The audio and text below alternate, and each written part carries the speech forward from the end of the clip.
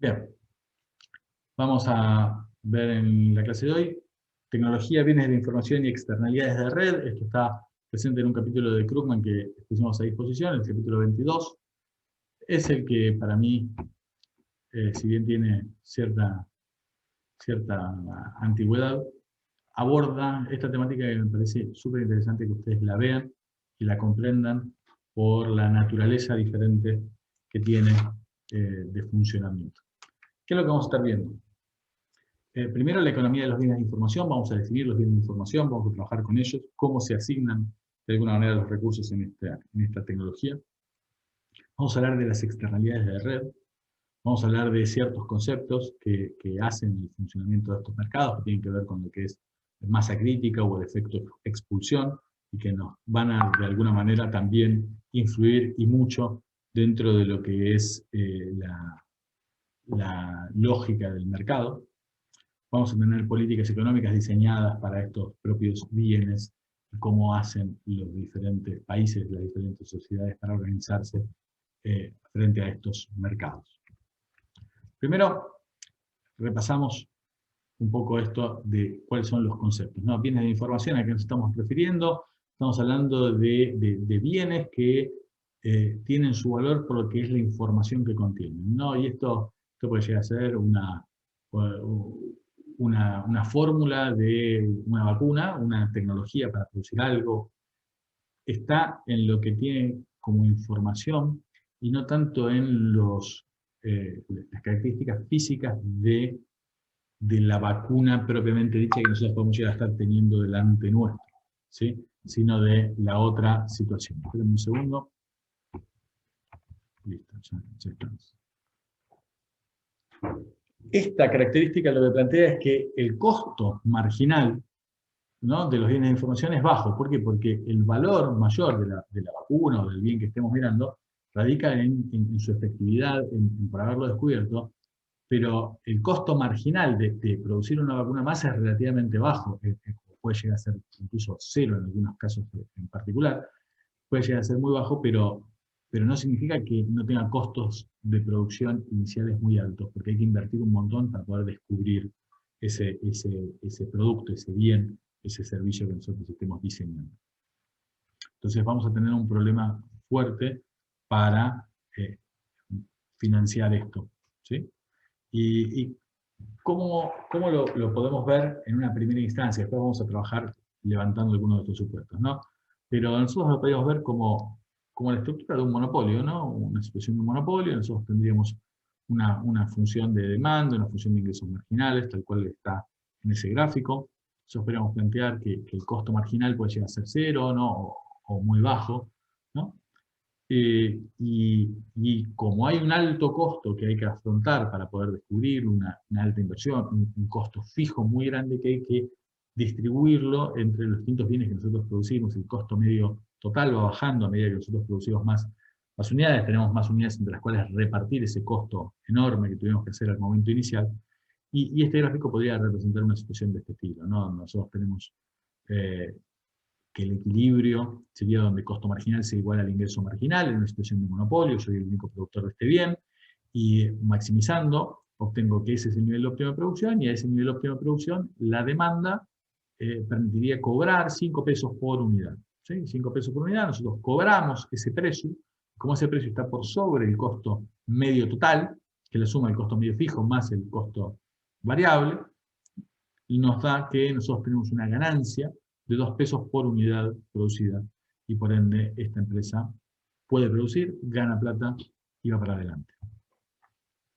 Ahora, independientemente de que esto suceda, ya sabemos que como esta situación inicial que estamos analizando es la de un monopolio, eso estaría generando una pérdida irrecuperable de eficiencia. Y esa pérdida irrecuperable de eficiencia en este gráfico que ustedes están viendo es la que está en el área E. ¿Por qué? Porque se producen menores cantidades de las que serían socialmente óptimas si igualáramos el precio con el costo marginal, ¿sí? Donde el precio tendría que ser cero, igualando el costo marginal cero, y donde se producen menos cantidades de las socialmente óptimas. Entonces ese triángulo, ese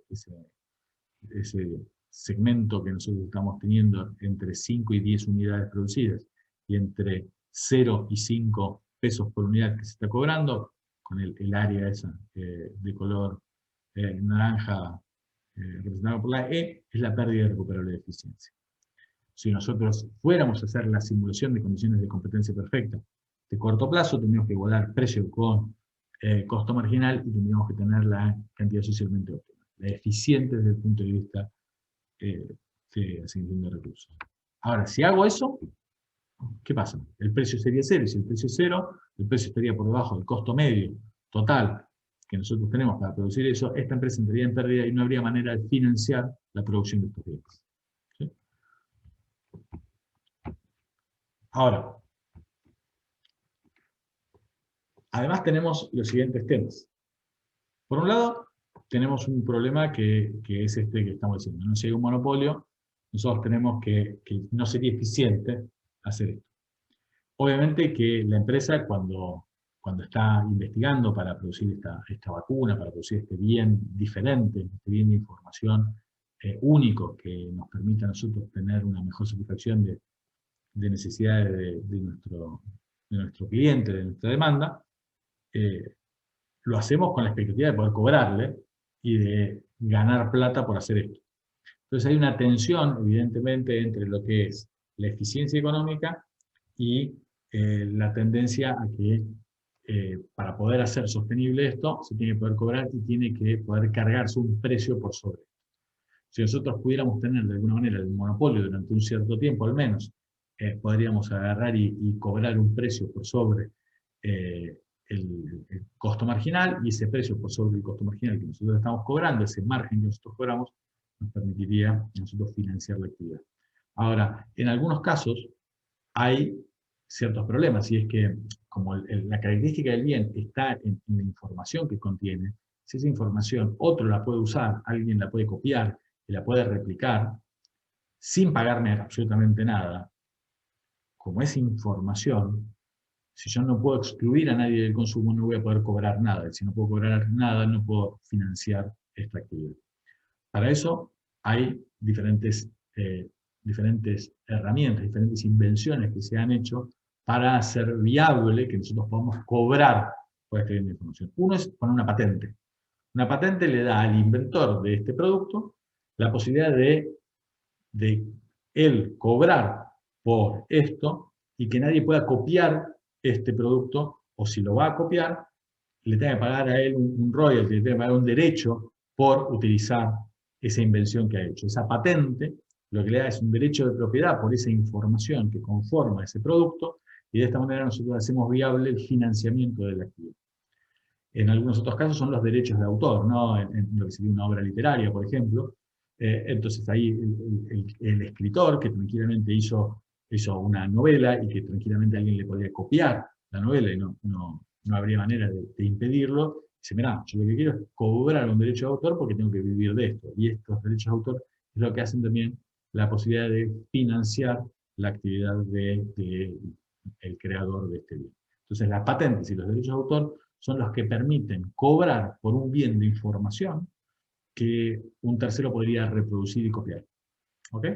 Y estos, tanto lo que son patentes como derechos de autor, en general están asociados a un cierto plazo, un cierto periodo del tiempo, en el cual, transcurrida cierta cantidad de años, ya después las obras literarias pueden ser reproducidas libremente, sin pagarle nada a las personas, o los que descubrieron un cierto bien tienen una patente también durante un tiempo, y después ya son libres y otro los puede aprovechar. Con lo cual, ese monopolio temporal y la renta que vos podés obtener durante ese periodo en el cual vos tenés el monopolio es la que te va a permitir a vos financiar la inversión que vos llegaste a realizar, y es la búsqueda de esa ganancia que vos vas a tener la que va a financiar la inversión de riesgo, porque vos invertís con la expectativa de hacer una buena obra literaria, invertís con la expectativa de hacer una buena medicina, una nueva vacuna.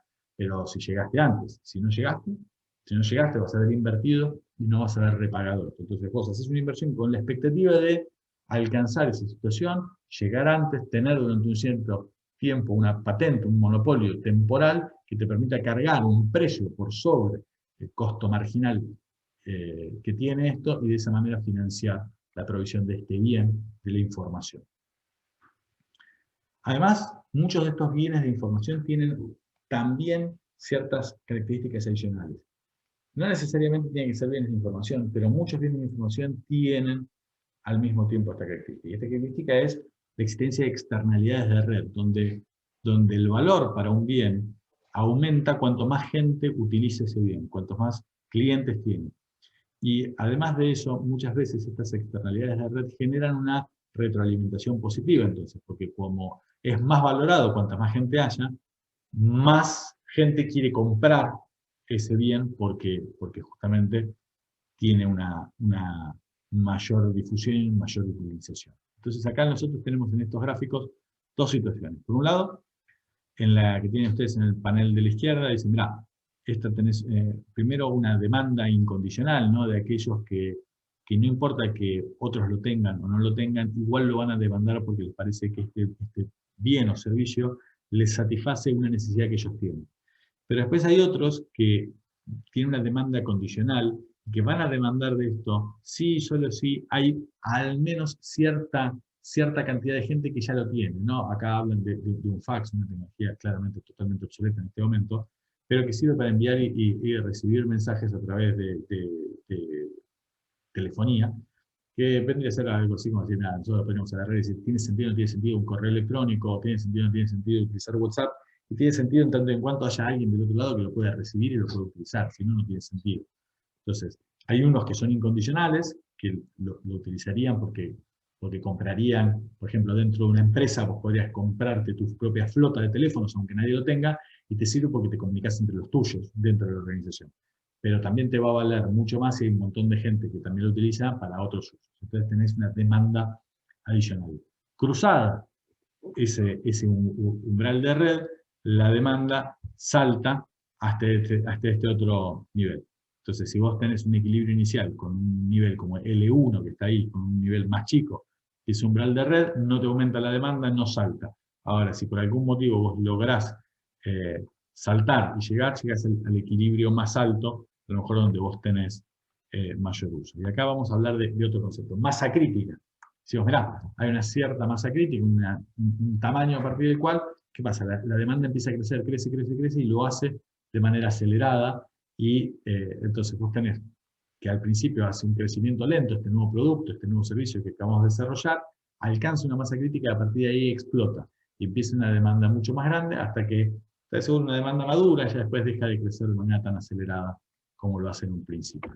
¿Sí? Hay ciertos bienes que a veces al principio pueden estar compitiendo entre dos, ¿sí? y de pronto uno logra imponerse y entonces logra resolverse y aumenta fuertemente la demanda de este producto y cae la de otros cuando gana este, ¿no? Entonces hay a veces un efecto de expulsión del mercado que se da de esa manera. Cuando vos tenés una retroalimentación positiva en un mercado y al principio hay dos, a lo mejor lo que pasa es que termina uno expulsando al otro. ¿Sí? Esto podría llegar a ser, por ejemplo, qué sé yo, en el uso de telefonía celular, vamos a ir pensando en los celulares, vos tenés, por ejemplo, lo que es hoy Android, ¿no? Que tiene una naturaleza propia y hay otros teléfonos que tienen otros sistemas operativos. Y antes de que se impusiera tan fuertemente Android, hubo intentos, por ejemplo, de Microsoft de generar su propio sistema operativo y sus propias aplicaciones y demás. Ahora, el teléfono es interesante entendiendo en cuanto tiene lindas aplicaciones y funciones y demás.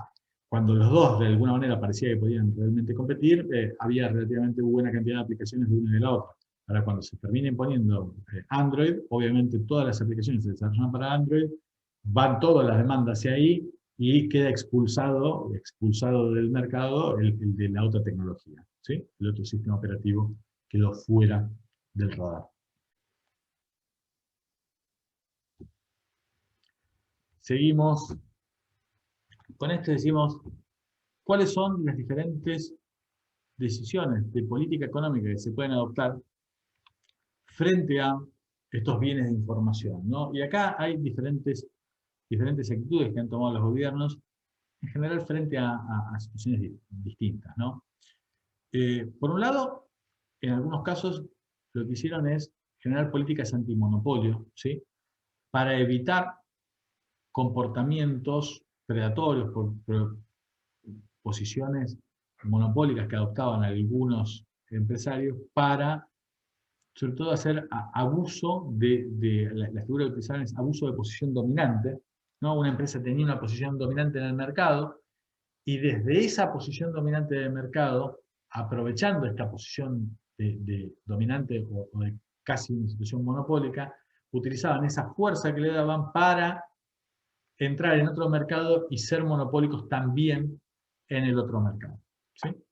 Esto en particular, hubo un caso muy importante, tiene que ver con Windows, ¿sí? Y con Microsoft en su momento, ¿no? Tema del siglo pasado, ¿no? Esto hace bastante tiempo, pero las computadoras antes no tenían Internet. Y Microsoft es como que al principio Windows no estaba preparado para navegar en Internet, ¿sí? Y no habían apostado por ahí. Y entonces surgieron, había diferentes browsers, diferentes navegadores que utilizaban este modelo, y Microsoft, que llega tarde a este mercado, lanza el Explorer, ¿sí?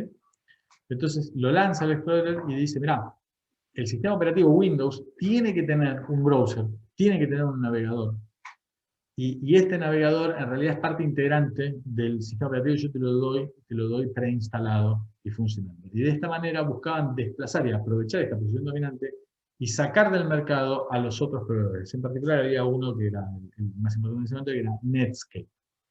Entonces ahí viene toda una discusión y una demanda legal, porque lo decían los de Netscape, me están sacando del mercado porque están haciendo abuso de la posición dominante, monopólica que tienen en el sistema operativo de la mayoría de las computadoras en este momento, y desde ahí me están desplazando para esto.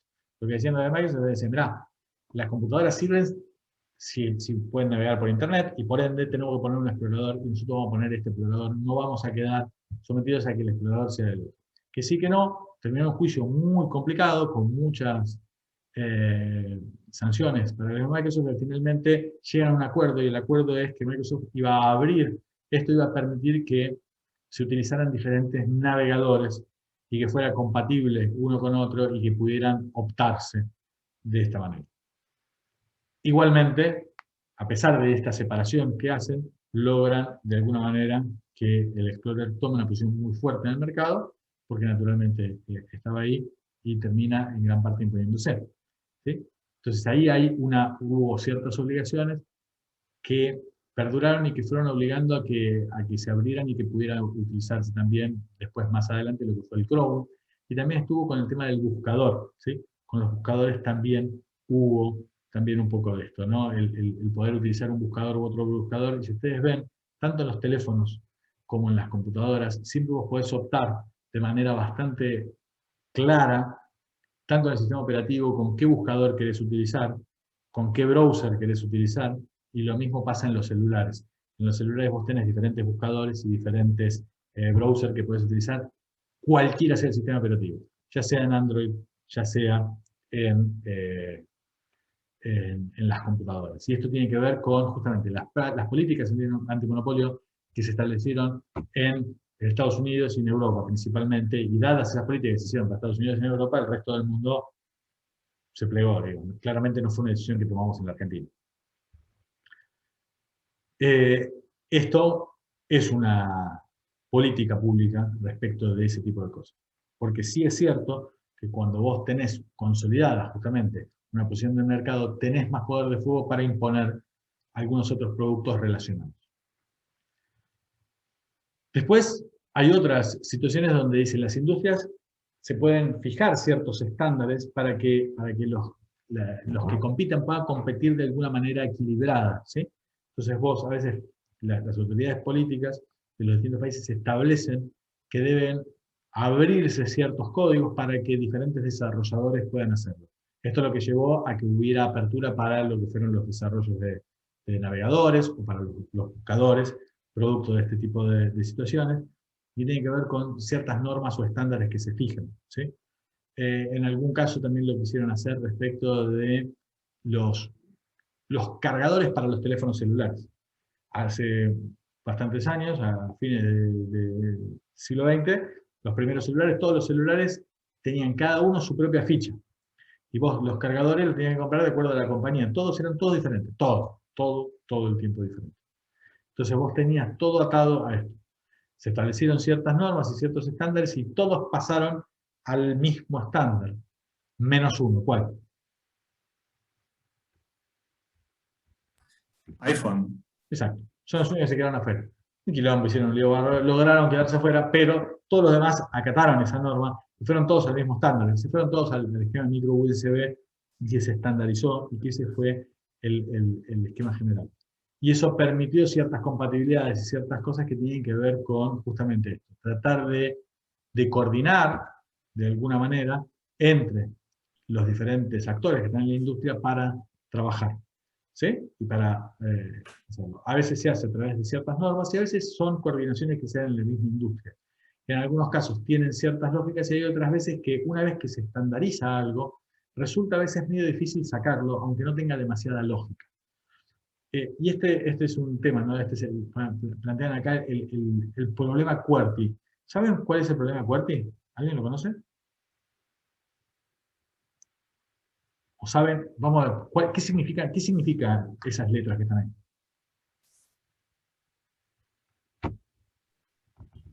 ¿Nadie sabe? Ni idea, ¿no? ¿Nadie sabe? Bien, alguno que esté frente a una computadora, mire en su teclado y busque escribir la palabra QWERTY. Son las letras que están arriba en el teclado, las primeras letras. Exacto, son las primeras letras que están arriba del teclado. La cuestión es, ¿por qué corno está el teclado distribuido de esta manera? Porque viste que todos usamos los mismos teclados. En todas las computadoras, todas las letras, después las otras cosas están un poco diferentes y nos rompe bastante la paciencia, pero en general están las teclas de las letras están todas estandarizadas y tienen este estándar que es QWERTY. ¿Sí? Este estándar es cómo está y tiene que ver con las primeras máquinas de escribir, que las primeras máquinas de escribir eran mecánicas. Y entonces, vos para marcar una letra, tocabas una tecla, esa tecla mandaba para adelante acá está, el teclado QWERTY es la distribución más común, fue diseñado y patentado por Christopher Scholz en 1868, nos está diciendo acá Mario Burgos, vendido a Remington en 1873, y el nombre proviene de las teclas de ahí. Claramente, dudo que él se lo supiera de memoria, lo acaba de googlear seguramente, y tiene que ver con esto que estoy diciendo. Las distribuciones de las letras que están en ese teclado, lo que permitían, como la tecla se movía desde el teclado mecánicamente para pegarle al lugar donde iban las letras, esta distribución permitía que vos pudieras más rápido tipear sin que se te trabaran las patitas de la tecla, una patita contra la otra. Alguno que haya visto una máquina de escribir mecánica lo podría notar. Obviamente nosotros ya no usamos más esas máquinas de escribir, ¿sí? Con lo cual para nosotros no tiene ninguna lógica, pero veníamos trabajando con este teclado desde antes y para todos fue más fácil seguir utilizando el mismo teclado. Entonces, esta estandarización y hoy seguimos usando el mismo teclado. Y en algunos momentos hubo intentos de poner teclados de manera diferente. A lo mejor alguno de ustedes ha utilizado en algún programa, en algún software, que les ponían algún teclado virtual en la pantalla, ¿no? Y que les ordenan la letra de otra manera. Por ejemplo, a algunos genios se les ocurre que está bueno poner primero la A, después al lado la B, la C, la D y demás. ¿A alguno de ustedes les pasó? Entrar en algún programita que les ponía un teclado con las letras distribuidas de otra manera. No. El teclado de Netflix o cosas así, el teclado distribuido de otra manera. ¿Y te resulta cómodo o te pones incómodo? Para tener que escribir con el control me resulta cómodo. Puede ser para el teclado. Ahora, Sí. con otros programas, cuando agarrás y lo ves, es como que te pone medio de la cabeza, porque estás acostumbrado a esto. Entonces, hay ciertas cosas que a veces ya se establecen y que después resulta no ser en realidad el mejor estándar, pero como ya está impuesto, genera un costo salir de ese estándar. Y esto a veces se traba. A veces los gobiernos ayudan al establecimiento de estos estándares, haciendo que entre las distintas partes se pongan de acuerdo, y a veces puede ayudarse a superar algunas de estas trabas y demás, ¿no? Esto es como lo que les decía respecto al estándar de los cargadores, respecto a estándares en general, y muchas cosas que ustedes, si le prestan atención, hay un montón de cosas que van a ver que hay ciertos estándares que funcionan y que ya los tenemos internalizados y que operamos todo de esto. entre proveedores y clientes, entre insumos que utilizamos para la producción de ciertas cosas. Hay un montón de cosas electrónicas que se fabrican que utilizan pilas adentro para que funcionen. Y utilizan las pilas que están. ¿Podrían generar una pila específica? Claro. Y hay algunos productos que utilizan pilas estándar. La AA, la AAA, y nos ponemos contentos. Hay otros que tienen una pila específica medio rara, y nosotros de nuevo nos cae simpático cuando eso pasa. No, porque tenés que ir a buscar a no sé dónde, no sé qué pila, ¿no? Esto es un problema. Esos estándares a veces ayudan a que funcionen mejor los productos, a que se puedan estandarizar producciones, a proveedores que abastecen a diferentes industrias. Todas estas cosas generan externalidades positivas, externalidades de red, que hacen que cuanto más difundido está el uso de la pila AAA, y más valioso es utilizar una AAA en lugar de hacer otro tamaño. ¿Sí? ¿Está claro? Profe, pero ¿cómo estandarizan al final la política o la industria? Eso no me quedó claro. A veces, los dos. a veces son las autoridades gubernamentales y muchas veces son las propias industrias. Son las propias industrias que se organizan para utilizarlo. Y muchas veces lo hacen en torno a aquel que está liderando en el mercado, que tiene más presencia en el mercado y que funciona. ¿Sí? Como les decía, y estas son estrategias que cada uno puede llegar a adoptar como industria. ¿Sí? Pero en un segundo vamos a plantear acá. ¿Las políticas antimonopólicas no fijan estándares? ¿Cómo? ¿Las políticas antimonopólicas no fijan estándares? No necesariamente. A veces sí, a veces no. En algún punto había algunos que decían, che, escúchame, está bien que los de Apple dejen solamente instalar aplicaciones que estén presentes en su App Store, ¿sí? ¿O no? Y esta es una discusión. Y el modelo que utiliza Apple dice, no, mirá, esto es así, todo entra por acá y no puede entrar por otro lado. Las reviso yo, esto es lo que le da garantía al sistema de que es estable, de que no tienen virus, de que un montón de cosas de práctica que nosotros hacemos, que monitoreamos, ¿verdad? Y tiene que entrar todo así. Un modelo de negocio. Los de Google desarrollaron otro modelo de negocio. Ellos dijeron, nosotros vamos a hacer Android, vamos a abrir Android a un montón de cosas, vamos a establecer esto, vamos a permitir que los fabricantes de distintos celulares personalicen su versión de Android a su producto, con distintas versiones, y vamos a abrir de otra manera también para que los que hacen y desarrollen aplicaciones para que funcionen en el entorno Android puedan ponerlo en el Play Store o puedan ponerlo en sus propias tiendas, ¿sí? O que se bajen la aplicación y la instalen a mano, ¿sí? Son diferentes estrategias. ¿Qué es lo que hacen? Ellos abrir Google, al abrir esto, lo que busca es generar que un montón de otros actores que están en el mismo ecosistema desarrollen ellos, inviertan la de ellos en este negocio y generen más valor para el producto de ellos, que es el Android. Es una estrategia de ellos. Nosotros lo abrimos, vayan todos por ahí y de esta manera nos apoyan. Entonces, ellos fijaron ese estándar, lo establecen, lo abren y demás. No necesita intervenir ningún gobierno. Ellos lo hacen, lo fijan, lo abren, porque ellos mismos se benefician de esto. ¿Sí? ¿Está? Entonces ahí vos ves justamente que dadas diferentes industrias hay en la práctica diferentes soluciones y no necesariamente necesitas que un gobierno diga cuál es o cuál no es. Ahora hay otras que sí, ¿no? Por ejemplo, vos acá estás en la República Argentina y qué sé yo, por la parte eléctrica, cómo tienen que ser la alimentación eléctrica lo fija la regulación estatal, la regulación gubernamental, que dice, mira, esto tiene que ser así, 220 de esta manera, con este ciclo, con esta cosa, la ficha eléctrica tiene que tener esta forma, nosotros las tres patitas las queremos alineadas así, planas, y de esta forma, y los enchufes son diferentes. Un estándar fijado por el gobierno. ¿Sí?